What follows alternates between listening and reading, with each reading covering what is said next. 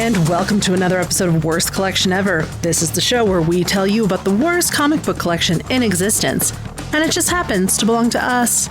I'm Jen. I'm Shawn. And hello. Welcome to the podcast. Yes, hi. Hi. Hi. How's it going over there? Good. Welcome to the show. We are a podcast that talks about comic books in our collection and makes fun of them. There's a Superman movie coming out today. I mean, we'll see. I reserve judgment until I see it because I have not watched anything outside that first teaser. I've tried to stay away from any spoilers, any reviews, whatever. I've heard a couple chatterings here and there, but that's about it. Yeah, no, I'm looking forward to seeing it though. Me too. As of today, I'm also getting my my first ever colonoscopy. Yes, the old man colonoscopy. I'm getting because I turned a certain age, and I'm required to do it. You could have said no. I could. But it's probably strongly advised. But it is. And I do take that stuff serious. It is important to stay up to date on those checks if you possibly can. Indeed. So yeah. So this is where I'm at in life. Yeah. So hopefully you get to imagine that. Woo-hoo. But hopefully that'll mean that afterwards, at some point this weekend, we're gonna go see it. We're gonna see this movie. Oh yeah, I'm sure it's playing every hour on the hour type of thing. So we will definitely make our way into a showing. But it was the first of the month and first Saturday of the month. So our local Hall of Justice comic book store, we decided to get some back issues. I didn't go too hard. Yeah. But then again, I went hard on number zeros. You did. I know you're looking for those zeros, and we happened to find two of them. No, I personally found two of them for you. Because I got Shadow of the Bat, I've got The Flash, I got Green Lantern, and I think maybe one other. But I did find Batman. No, Batman and Detective Comics, I think, too. I think it was Batman and Detective Comics, yeah. So I got all those zeros. I got a bunch of Batman zeros. Yeah, you did. So yeah, because I think the only other one I would need is Legends of the Dark Knight. Neat. For just the straight Batman books. Right. Yeah, but obviously there's others. And then I also picked up some issues of X-Force that I remembered having back in my teenage days. And I was like, well, I got the run here of X-Force 26 through 28. Mm-hmm. And that cover, it's like right after Fatal Attractions. So stuff has happened with Cable and he gets better. And now there's a guy who his name is Rainfire, and he literally rains fire. Nice. So we're going to probably do that on the show at some point. Cool.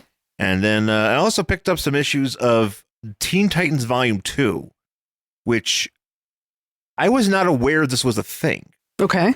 Because there was a point at some point after because Teen Titans became just the Titans. Right. Or New Titans. And so there was that book. So at some point in 96, they decided to have the Teen Titans book come out again, but they brought in a whole group of heroes of folks that I don't know. I don't think I've ever heard of them before. Oh, okay. Like I don't know what's happened to them. Like I've never don't know if they've become other people. Well, like who?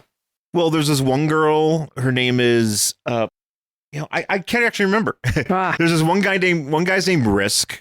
Okay. He's from here. He's from Colorado. Oh, shit. Yeah. And then there's a really pale girl from New Jersey.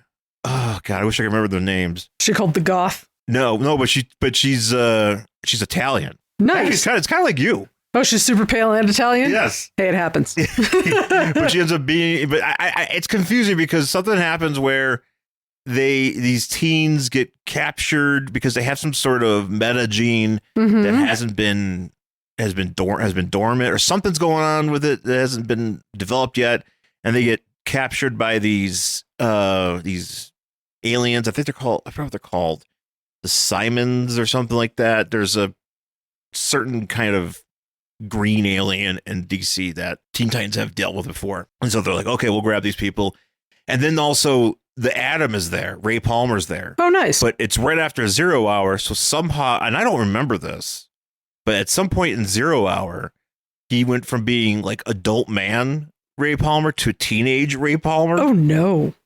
But he still retained his memories of being adult man. Oh, my God. I can't tell you how much that would be awful. Yeah. Well, maybe. Do I get a young I get to be young, but then I don't have to deal with teenage bullshit. And he's still the Atom. He can still turn small and do things. Yeah, maybe it's not as terrible as I... Yeah, he's not happy about it. I mean, I could imagine I would also not be happy about it. Because he was the Atom. He was the established guy. Now he's got to, like, figure out the hell to do being a boy. And now, but he's got a new costume, and it's weird. Like, it's something too. Like, I'm like, I don't remember this at all. And I've read 0 Hour. Yeah. But I don't remember him getting... I thought there was something with the JSA, like they all got really old and died. I don't know if I've ever read 0 Hour, so I couldn't tell you. I'm due for a revisit. Yeah, I'd have to actually look at it. I'm sure a bunch of weird, really crazy shit happens. But I picked up the first two issues of that series, and I was kind of hoping to maybe get some action out of it. Mm-hmm. And it's there, but it's only kind of like addressing the introductions and like kind of like the genesis of this team. Okay. And it doesn't feel like we're getting to anything that's really particularly interesting to me. Oh, yeah. So I feel like I might have to pick up more of it. Okay. Which they did have. I saw that there in the box. So maybe next time I'll pick up more. But I was interested by it. I was just because it's like Dan Jurgens and George Perez are doing it. So you got some pretty good juice behind it. Mm-hmm. So yeah, I don't know. Yeah, but that's what I picked up. Interesting. And what did you get? I really didn't pick up a whole hell of a lot yesterday. I picked up 2 issues of Detective Comics that I needed. I picked up 1 issue of Batman that I've been looking for. And that was really about it. I got like a more recent Brave and the Bold run, just a 3-issue thing, just to check it out. Well, it was like Batman and Wonder Woman specific. Yeah. Yes. But it's also really, it's annoying because when like somebody will draw like really stylized font because it's like maybe like in this. You mean in the book itself? In the book itself, which I don't know. It just makes it hard to read for me. Oh, okay. Just the way it looks just kind of drives me crazy. So I'm kind of like, okay, I might have liked this if I didn't have to deal with this like guy with these monologues that are like, huge text boxes with this weird ass font that's all stylized because he's a god. Okay. And I'm like, I get it. I understand where you're going, but I don't need it. I really don't need it. So yeah, that was it. And then I picked up like some little weird one-shots that have some stories in it, like a beach one, a summer one. That one interested me, yeah. And then a horror one. Yeah, both of those are interesting. I think I might have to check those out. Yeah, and they're short. They're short. I mean, it's only like 80 pages, so it's an 80-page giant, but there's like 7 stories in there, so they're short little things. It's like those that DC holiday nightmares kind of thing. Yeah, that's pretty much what it is. Yeah, so I picked up those because I thought they looked interesting, and yeah, that's all I did. I'm glad they still do that stuff. Mm-hmm. I think that's fun. Instead of it just being fun. Like, hey, here, because they're always so hard up on the fans following these monthly series. Right. As important as that is to the success of company, to DC Comics and to everything, it's good to have these specials that present some sort of levity or just, unique or situations. Just like, some of them do like weird team ups. Like there's some weird team ups. I think that horror one that like you wouldn't think of. Yeah. They even do like a little quick one shot of Superwoman and Owlman. So we're on Earth 3, like dealing with their nonsense and Superwoman's like lust for power. Oh, so it's just this weird kind of just like aside, you know what I mean? So it was fun. Okay. I enjoy stuff like that, little tiny things. Hey there, everyone. My name is Michael Bailey, and I host a podcast called It All Comes Back to Superman, which is currently on its 2nd series. On July 11th, 2025, a new Superman film, written and directed by James Gunn, is coming to theaters. And not only will a new Superman enter the chat, but a new generation of Superman fans will enter the fold. To celebrate and mark this occasion, I'm embarking on a series of episodes called Moving Kryptonian Images, the live-action and animated adventures of Superman. Starting with Superman and the Mole Man and going all the way to the new movie, after it comes out, of course, I will be talking about all of the live-action and animated Superman films that have been released. It's right there in the name of the series. I'm really not burying the lead here. But I won't be alone.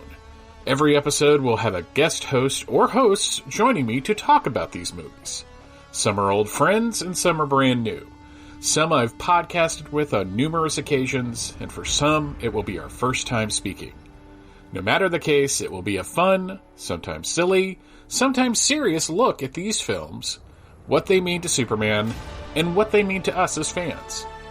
The series kicks off on February 3rd, and barring real-life interruptions and a quick stop in April for my JSA April episode, the show will run weekly through August, when I end everything with a giant feedback, if I get any, episode which will also feature my personal rankings of the Superman films.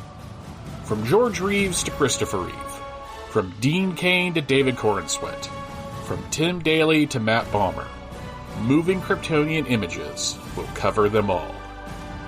It All Comes Back to Superman Series 2 is on Apple Podcasts, Spotify, and iHeartRadio.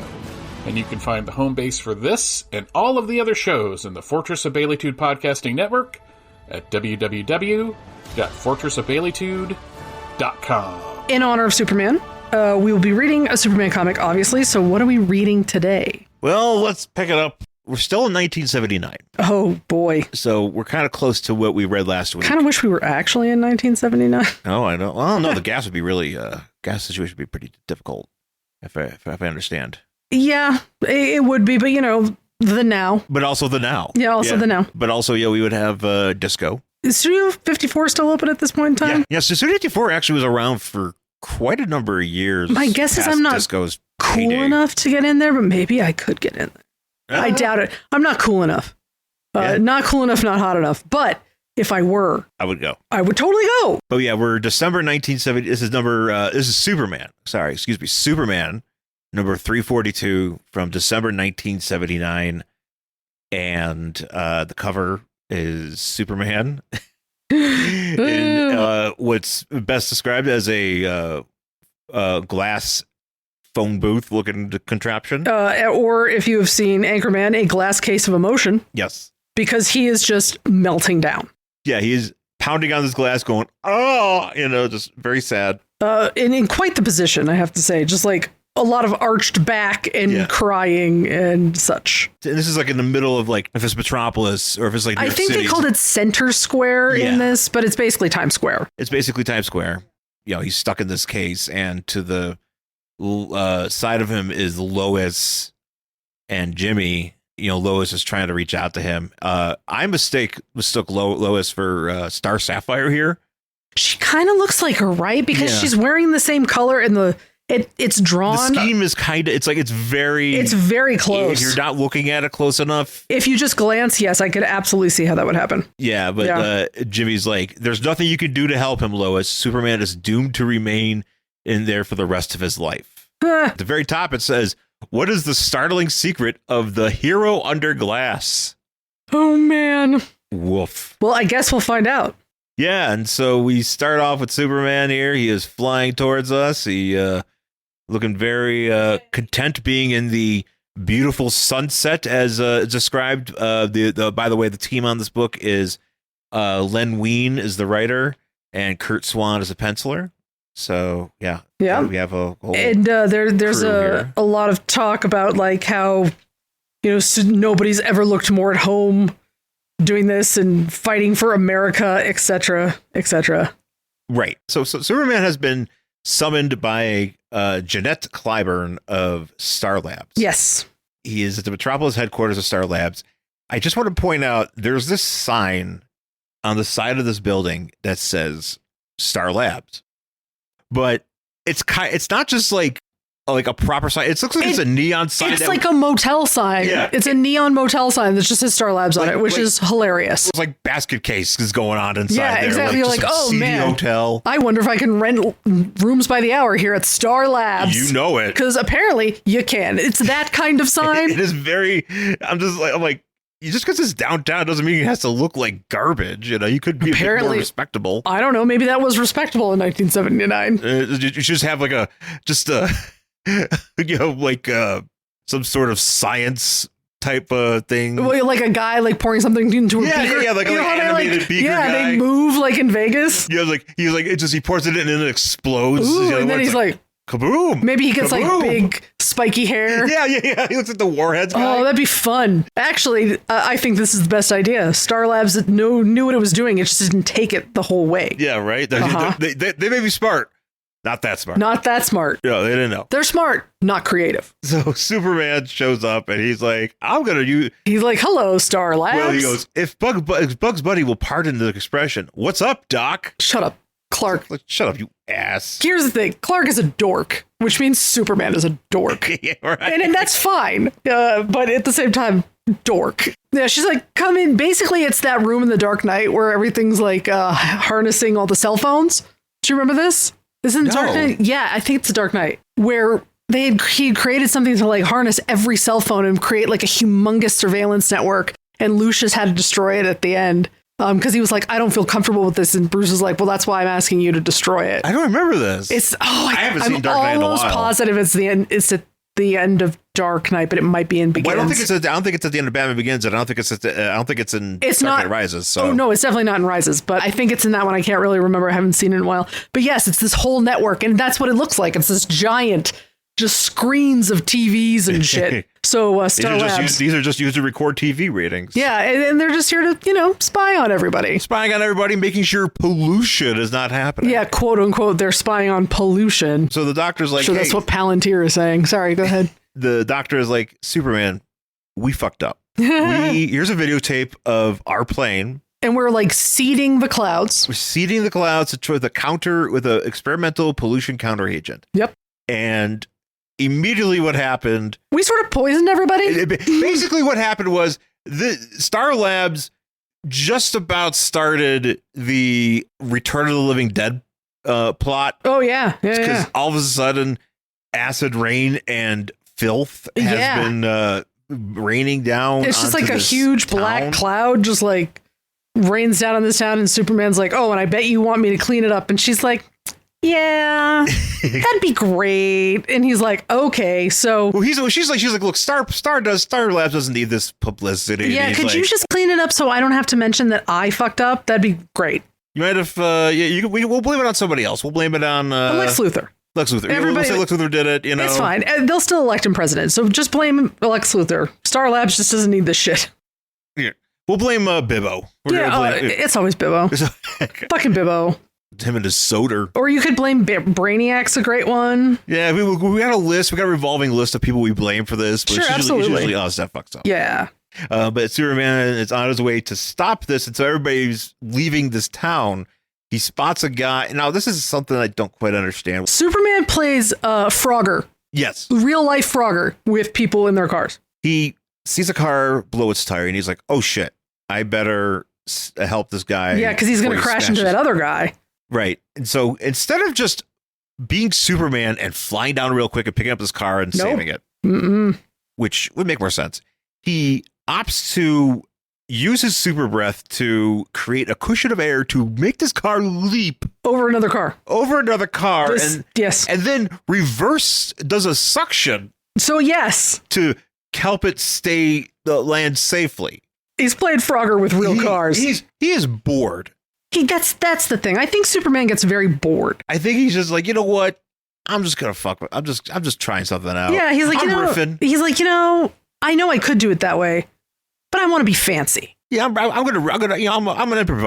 improvisational artist. Absolutely. And he's like, this is my version of the Herald. Yeah, this is me with somebody's life. Yep, this is him being like, freestyle jazz, that type of thing. Look, it's the accidents you don't see. Exactly. It's the accidents you don't see, which is exactly what's happening here. So it's very funny. And the guy he saves is like, hey, Superman, all right. He's like, I owe you one, Superman. He's like, cool. And how do you repay him? I don't know, actually, because it doesn't come back in this book at all. So I was like, this guy shows up and was like, hey, Superman, why don't you try this? That was one of the ones in the beach thing that I got because I read it already. Was like, apparently Lex Luthor is in the middle of nowhere. I don't remember where he is. I don't think they say. In the middle of nowhere, and he has no reception on his cell phone, and he gets a flat tire. And then this guy drives. Wait, why is Lex Luthor driving himself? No idea. But he is in this story. So he gets a flat tire, and he's all mad. And so this guy stops, gets out of his car, and he has a huge Superman tattoo on his arm. Of course, Lex gets pissed, right? And so, Superman's like, why? Or Lex is like, why do you have that? And this guy's just like, oh man, and he tells him this whole story about like how he didn't have anything in his life and how he just tries to help or whatever. But then he talks about the time he met Superman while he was eating a burrito on top of a roof. Like the guy was just like sitting on top of a roof eating a burrito, and like Superman just like stopped by for some reason. Like at a rooftop restaurant, or is he just like a roof of a building? Is he a construction worker?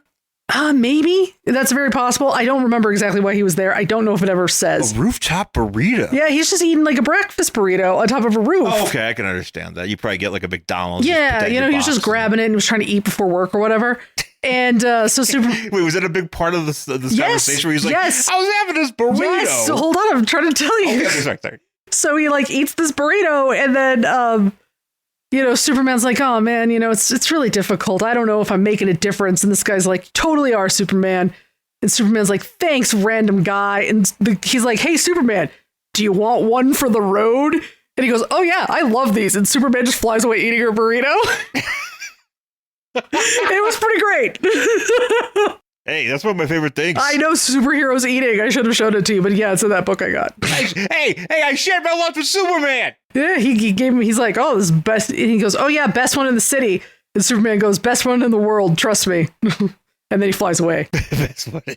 I don't know why I decided to tell that entire story, but yes, Superman. No. It's very much fits. It's actually a much more uplifting story than what happens in this book. It's true. So anyway, guys, there are no burritos to be had. This guy who says I owe you, Superman, does not give him a breakfast burrito. No, and Superman just continues to fly to.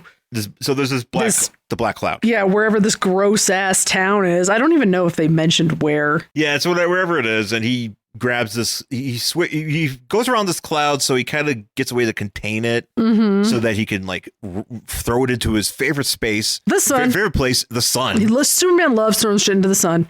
I am surprised he didn't break the sun at this point. Yeah, he is intent on doing that, but as he's going up there in the stratosphere, there is a noxious haze of some sort. Well, first he says like, "Oh, this stuff is really," because she was like, "This shouldn't have happened. Like our cedar thing." Mixing with pollution shouldn't have caused this, but it did. And Superman's like, okay, I'm going to throw it into the sun.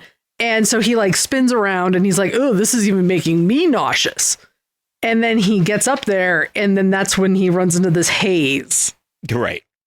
And it makes him so unconscious that he does the Ralph Wiggum through the glass window into the ground. 100%, which is hilariously funny. Just drawn taking a complete header. Literal header. Not even like flailing, just like. Oh no, he is unconscious and he is just literally like a torpedo with his skull. Yeah. Like right into the middle of a street in apparently Central Square. Yeah. Century Square. Excuse me. And he hits this thing so hard that he makes a crater. But it is hilariously funny when he's drawn falling. Yeah, it's pretty great. He goes in the crater and everybody's like, oh my God, is he okay? So they kind of come over and they look. And he's building something. Well, all of a sudden there's dust and you see like red streaks and stuff. Somebody's like, what's going on down there? And somebody's like, hey, why'd you go look? Yeah. You want to know? Why'd you go look? Yeah, crawl down there, bro. And then somehow out of this crater, the crater actually has been sealed up. Yes. This is crazy. And out of this crater comes this glass case that we see on the cover. Honestly, you know what it looks like? The Wonka Vader.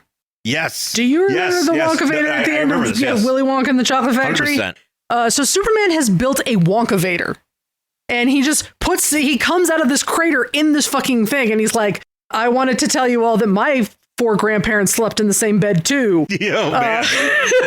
That's how we did it on Krypton. That's how it was at Krypton. All your grandparents slept in the same bed. All your grandparents were swingers. That's just how it worked. And they had to swing, and then you had to marry like their son or daughter. That's just how Krypton worked. Look, that's the part they don't tell you. That's why it exploded, because of all the hardcore fucking all the swinging. Grandparents. There was just too much swinging from these grandparents. So many earthquakes from all of them being in the same bed. But he creates this Wonka Vader, and he's like, I can't leave this Wonkavator because if I do, something horrible will happen to me. Right. What will happen? I'm not going to tell you. He's like, what's wrong, Superman? It's like, not going to tell you. Nope, not going to tell you. All you need to know is I'm in this glass case. Yeah. Also, on the cover, it doesn't have it, but in the here, he built himself a little seat. A little seat. Yep, he's got a little glass seat. Because Steven Superman likes to sit. Oh, he absolutely likes to sit, which we see later. And he points out, he's like, look, the purified air has changed whatever effects of this cloud. Yeah, this cloud has a weird effect on me, and if I come out, bad things will happen. So I have to stay in here until this gets fixed, so I don't become whatever. So we find out exactly what the deal is with this haze. Yes. And the haze comes down to Earth, and it transforms itself via rain cloud into Chemo. Yes. Is it Chemo or Chemo? I call it Chemo because... Chemo. Yeah, I mean... Yeah, okay. That's how it's spelled. Yeah, Chemo. And Chemo, of course, is a... He looks like a jelly guy. He's like a... I'm assuming he's more like a cloud. But he transforms himself into like a glass case filled with noxious chemicals. So yeah, maybe... Oh, he's one of those things they used to play with the water inside of him. Yeah. He's one of those jelly water... Jelly finger traps. Yeah. Basically, the thing looks like a dick. Yeah. He's one of those. It's a fleshlight. It's a fleshlight, and he looks like that, but he's like obviously in human, in quotes, he's a human form. form. He's got some great pecs, but he's also filled with green, with all sorts of green and pink. Yeah, he's gross. And he clears a path for himself to Metropolis. Yep. And then, so now we're back in Century Square, and Superman is talking to this doctor.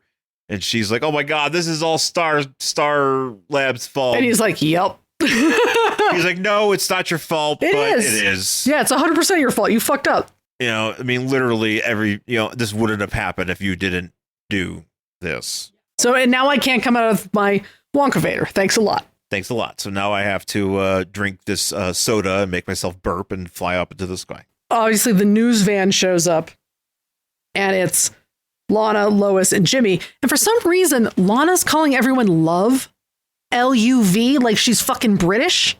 Oh yeah, maybe I'm like, is this like some sort of she didn't call where I don't know. She like Madonna, where she just thought she was British all of a sudden. Maybe, yeah, I think that's the whole thing. Maybe she went and she spent like a semester in London during college, doing like the semester abroad thing, and came back like with a full on like Cockney accent. Well, in reality, what happened was she tried Guinness once, and this is what happened. Oh, Guinness did it.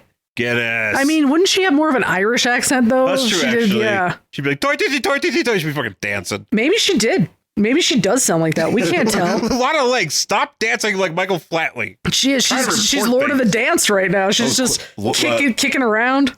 Yeah. Doing that like in Sinners.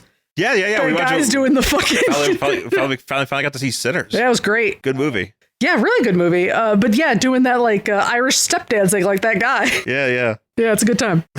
This is actually pretty funny because Lana, they're all about to approach him, and Jimmy's like, Lana, hold up. We need to let Lois and Superman have a moment. And now, if you remember this last episode, there was a scene where Lana's like, but Superman, I love him. Will he ever know? Oh, God, yeah. And this is actually kind of like a conclusion to that. I mean, kind of. It's very weird, though, because we'll get there in a second. But so Lois goes over and talks. But first, this host said with the Flash, and I just want to point out that the woman in the circle. Okay. Yeah. Do you see this woman in the circle with the white? Is she the stony-eyed Medusa? Yes, the stony-eyed Medusa. She has Trixie Mattel eyeliner. Oh, she totally does. 110%. I'm like, oh my God, this lady's rocking Trixie Mattel eyeliner. And I was very excited about it. And that's all I wanted to say. So she's talking to, Lois is talking to Superman. Apparently they are in some sort of relationship at this point, which I don't know when that happened. I still don't know if she knows if he's Clark. She might not. Maybe she's just dating Superman. I don't know at this point. She's just like, oh my God, she's like, I want to come in there with you. And he's like, no. He's like, no, you can't come in here. He's like, oh. Things will happen. It's like, I have to stay in here, Lois. And she's like, but. Yeah, and she goes, and she's like, I love you. And he's like, thinks, I love you too. And then she walks away. And Superman sits down like he's the thinker. He does. He sits down like he's the thinker. What the heck good to anyone is a hero under glass? Great question. Yeah, right. So he sits down like the thinker, and then this is where Lana comes over. And Lana apparently has a relationship with Superman, but only in her mind. Yeah, 100%. Because he doesn't seem to know what she's talking about. Right. Well, she comes over because she's also the reporter. And she's like, hey, I'm here to interview you. And he's like, great. Superman. And she's like, well, first of all, before we talk, I just want you to know. I want to talk about our relationship. And he's like, yeah, because no, she just starts going. She's like, I just had a real long think about our relationship. We can never be lovers, but we can be friends. And I'm like, okay, so Michael Bolton was reading this and he was like, oh my God, how can we be lovers and we can't be friends? young Michael Bolton. Young Michael Bolton. And then on the, sitting next to him is a young Sir Mix-A-Lot looking at Clark or Superman in this and go and put him on the glass. Whatever they are, Superman, just put him on the glass. Man, you imagine the two titans of the music industry just coming up with songs hanging out together, reading Superman to comics together. When they were children. Michael Bolton. We were like just sitting there with a stack of comics being like, hey man, we're trying to get ahead in this music industry. What do we do? Both of them coming up with classic songs because of this comic. Right. Both put them on the glass. Put them on the glass. How can we be lovers if we can't be friends? I would like Superman to put him on the glass. I mean, he's not doing anything else. He's like, you know what? Nobody's gonna remember this anyways. Yeah, no. He's like, put him on the glass. I mean, as long as he's got two of anything, he could put on the glass. Pick two of anything. Yeah, it doesn't have to be his pectorals. He can pick anything. Put those buns, buns on the glass. He can put those super buns on the glass. Maybe get all the ladies start throwing dollars at him. Oh shit! Maybe he'd get out that way. Oh, man, Superman comic took a weird turn. It sure did. Oh, why? When did Superman become like a male stripper? I don't know. Sir Mix-A-Lot sure made a lot of money off of it though. He sure did. I just like the idea that Sir Mix-A-Lot and Michael Bolton were reading this comic and we're like, holy shit, dude, check this out. I got an idea. I got an idea for you here. It's on the same page. But yeah, so Lana's like, we can't be lovers, but we can be friends. And Superman's like, what? Literally, it's a tiny what. Because he literally doesn't know. And then he starts laughing, but the way he's drawn when he's laughing, it looks like he's in pain. Maybe he's trying not to laugh. I mean, he laughs really loud, I'm assuming, because he just looks like he is just cracking up at this. This is the hearty laugh. This is the funniest fucking thing. Chortle. Yeah, he's having a chortle. This is the funniest fucking thing he's ever heard. Oh yeah. He's like, look, she's like, why are you laughing? He's like, oh no, he literally is just like, Lana, you're so funny. Which is not what you want to hear when you think you're supposed to be apparently breaking up with someone you had a relationship with in your head. And she saw it. Here's the thing. After this Super-dickery moment, she is like, well, I guess I gotta do my job. Oh yeah, she's like, now I have to interview you, but she doesn't seem phased at all. No, but she doesn't get a chance to interview him because there's a crime happening. Oh yeah, this is really funny because Superman's like, Lana, you're so funny. So go ahead and ask your question. And he goes, oh, wait a second. And then he just stomps really hard and she vibrates on the outside. Yeah. And she's like, what did you do? He's like, nothing. Anyway, continue asking me your question. And then midway across town, there are some cops and robbers going at it. I don't know how so this pointed shockwave apparently that he could do. Apparently Superman can do at any time. Yes. Even under a glass case of emotion. That he has stomped. He can do this stomp and it will go right to where this car is. Yep. But how does it not? I mean, it's traveling through the ground. How does it not fuck up the rest of the street? Well, I don't know. It somehow rumbles exactly to where it needs to go. And doesn't do anything until it gets there and just flips this car over. It doesn't even flip it over. It lifts the car up and the engine flies out of it. Superman's been lifting a lot of cars. This is him freestyling. He's freestyling. He's lifting cars, but not in the ways you think he would. He's not just lifting a car with his hands. He's like, I don't have to do it with my hands anymore. It's the crime you don't hear. And that's literally what's happening. Yeah.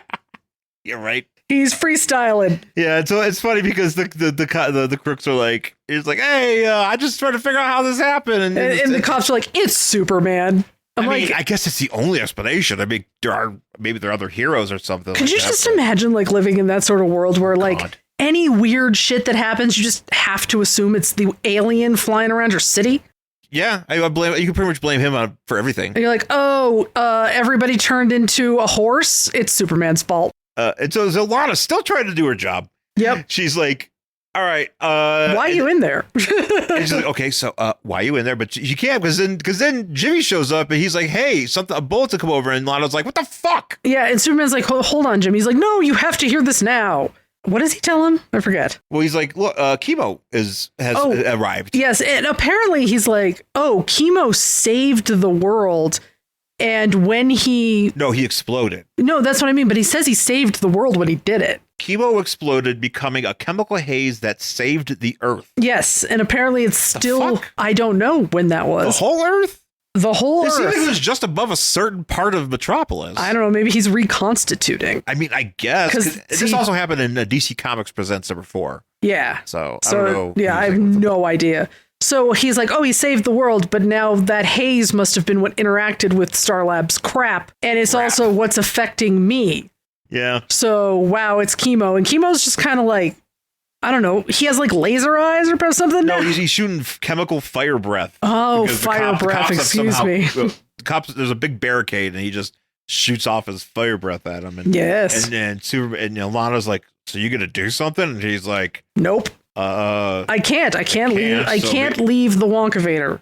Yeah, but he decides what he does try is he shoots through the glass case. Yes, because apparently he built this so the glass will magnify his heat vision. But how does he know exactly where he's hitting? Because he can't. He might have microscopic vision at this point. That's right. I always forget that he could. He can do anything you need him to do. He can do. Yeah, and so she hits him with his back, hits him in the back, with his case, which. I mean, wouldn't that just burst open his body and kill everybody with the chemicals? I would assume so, but he kind of just burns. But he boils, and then Chemo uses his temperature to go sub-zero and keep himself from like rupturing or whatever. So then he goes after the power plant. Yes, and he's gonna cripple the power plant or whatever. And Superman is like, I have no choice. I have to break out of this cage. And so he does. And he explodes out of this cage, but apparently because of this haze plus Chemo thing that's going on, he turns into a monster. He turns into basically a Lon Chaney. He does.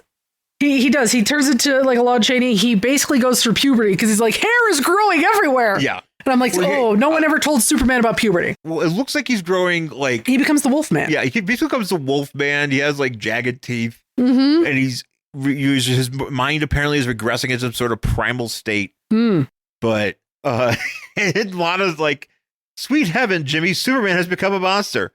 Lana, you don't know how right you are. and so when Superman is a monster, he is terrible at flying. Oh, yeah, he can't keep himself straight. He is crashing through these buildings. But I also don't understand, like, why, just because he's a monster, would that be? I don't know, because he's having a primal state, so he's just thinking, but, I mean, I have to fly, but also meat? I mean, birds are technically in a primal state, aren't they? Like, I mean, yeah. Yeah, they fly straight. Yeah. I mean, if birds were crashing into buildings all the time, we wouldn't have any more birds. No, we wouldn't. No, I mean, I know they do crash into buildings because we build them in stupid places, but that's not the point. Anyway, so yeah, he's like, okay, I have to like try to hold on to myself and I have to go over and fight Chemo. And is this where he tries to hit him with a post? He tries to hit him with a light post, which is funny. Chemo turns that into slag. Yeah. And then Superman looks like he's just about to do push-ups. And he lifts a swath of the street. It literally looks like he's picking up a roll of grass. Yeah. Like, the grass you're going to put down on your lawn. He literally looks like he just shakes it out. That's not how that works. Oh, that's definitely not how that works. But I guess it does. But apparently in this world, Superman could just pick up a piece of street and shake it like a blanket. Like he's trying to get a freaking ant off the picnic blanket.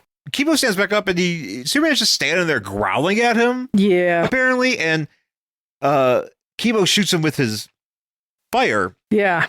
But I guess somehow, some way, this chemical fire is whatever concoction of chemicals is being used against him at this point is allowing him to normal, it's or go back to normal, curing this condition. Yeah, it's cure. Yeah.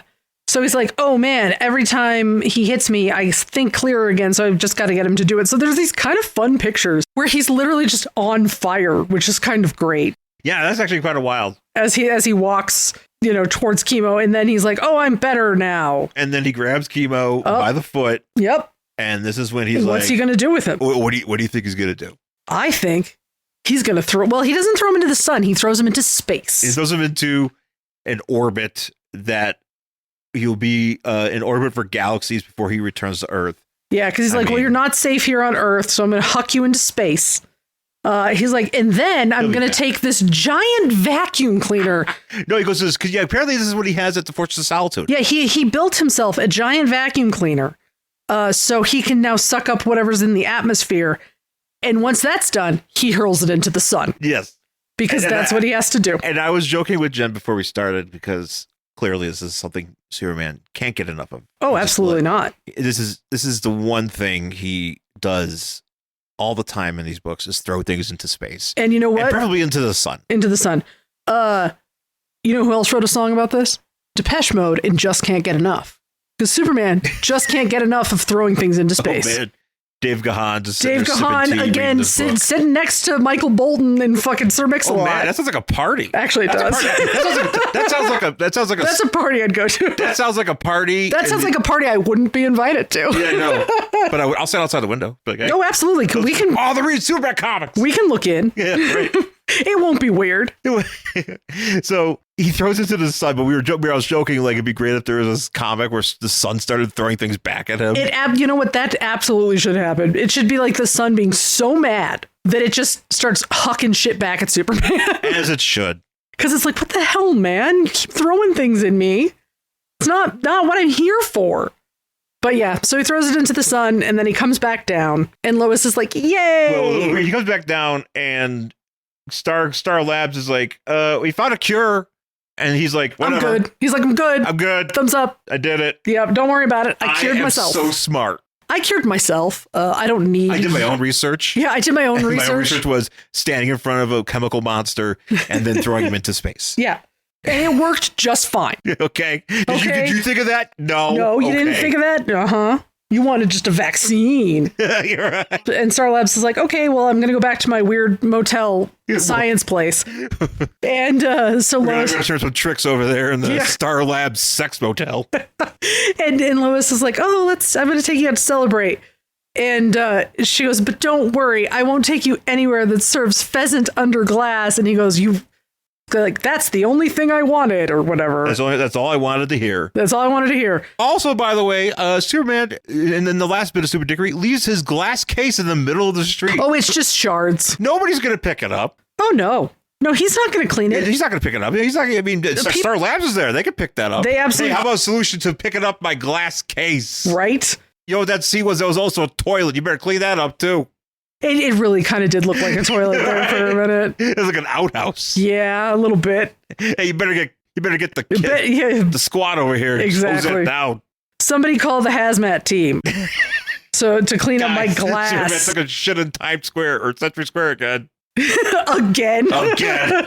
He's always doing that. It happens like every other week. Oh God, there's like a dedicated team that has to come out, clean up Superman shit. And they're like, you know what it is? It's just two Superman symbols next to each other, but they're brown. Yeah. Ew. Actually, three Superman symbols because it's three S's next to the Superman symbol. They're all brown. They're all brown. Superman shit squad. And they pull up in like a car. And it's just some guy being like, oh, Jesus, Johnny, I gotta get a new fucking job, man. I can't do this anymore. I know the pay's all right and the benefits are okay, but man, if I gotta keep cleaning up these huge dumps, I'm not gonna make it. I'm not gonna, and he's like, I just want to go sit on a roof and eat a burrito, man. I don't want. That's all I want to do. That's all I want to do. I don't want to be bothered with this anymore. And he's like, but you can't quit because I don't want you to leave.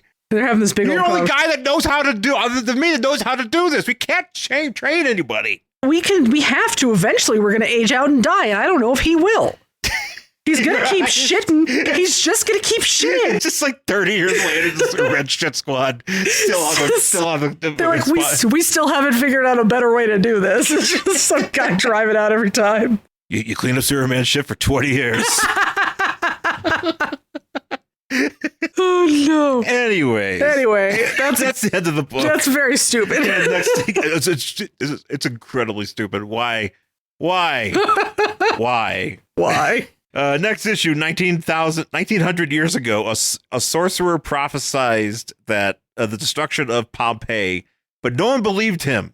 Now he reappears to warn the last days of Metropolis. Ah, okay. And that's it. Yep. Superman number 342 from December 1979. Oh, man. Well, I hope everybody enjoys the movie if you go out and see it this weekend. Sure, we'll talk about it next week if we get a chance. Yeah, hopefully we'll get it. Or maybe not. We'll see. Yeah, we'll see. We'll see how it goes. Yeah, but next week we're going to talk about some Fantastic Four. Fantastic Four. Yeah, well, we got to get that in because that movie's coming out too. Yeah, Fantastic Four next week. And check us out on YouTube at it's at Worst Collection Ever. I did change it properly. Nice. So now you can go to at Worst Collection Ever. Just type in the podcast in your search bar. It'll show up. You can check out past episodes and current episodes. Trying to make it a little bit more aesthetically pleasing. We also have some shorts that we're putting up there. We're trying to do more of those. Mm-hmm. So people seem to like those. Yeah. I'm actually kind of excited that at least those are reaching more people. And hopefully that will expose more people to the podcast. So yeah, that would be really cool. But yeah, also find us on our socials and Facebook and worstcollectionever@gmail.com. And rate and review the podcast anywhere you get it. That would be quite cool of you to do. So once again, folks, thanks for listening. Talk to you again next time. Bye.